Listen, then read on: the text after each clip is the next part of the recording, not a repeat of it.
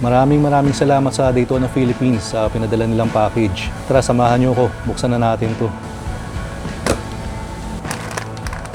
Unahin na natin dito sa Daytona drive belt. Ito guys yung Ultra Drive. Sakto to kasi stock pa rin yung belt natin sa ADV. Ito naman yung features. 20% daw na longer life compared to sa stock. 15% stronger and merong special groove for maximum flexibility. Ito naman guys yung materials na ginamit dito. So mukhang goods to. Excited na ako masubukan. Next naman is nakalagay dito CVT clutch spring pero center spring yan. Ito lang naman ang gusto kong mabasa sa center spring eh. Durable and long life. Yung color white tong sa atin, bali 1,000 RPM pala to. Yung sa mga naghahanap ng 1,200 RPM, meron na rin sa Daytona. And meron din 1,500 RPM, pang racing naman. Packaging pa lang, panalo na eh. Ito guys, Daytona, plus 10%. Next naman natin to. Ito guys yung clutch spring. Same naman na nakalagay, durable and long life. 1,000 RPM din tong clutch spring. Pero kung gusto niyo na mas matigas, meron din 1,200 RPM tsaka 1,500 RPM. Next naman, bola. Siyempre, 6 dapat yan, pero by 3 yung bentahan ni Daytona. Kaya mas madali kung gusto mo mag-mix and match. Pero ako kasi gusto ko lagi straight lang eh. Sakto to, 13 grams. Wala pa akong ganitong bigat eh. Ito naman guys, for sure, alam niyo na kung ano to. Ito yung quick throttle kit. Pero ingat lang kayo guys kung bibili kayo nito.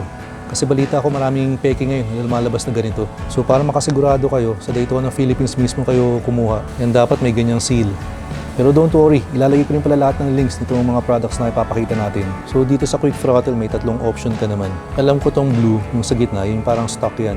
Itong itim naman, longest na throttle opening. And itong orange naman yung shortest throttle opening. Ito yung quick throttle. Ito yung konting piga mo lang, full throttle ka na. Pero tsaka ako na ikakabit to pag meron na rin ako nung Daytona na slim switch. Pag wala kasi nung slim switch, mukhang kailangan pang tabasan yung stock na switch. Pero don't worry, makakabit din natin to soon.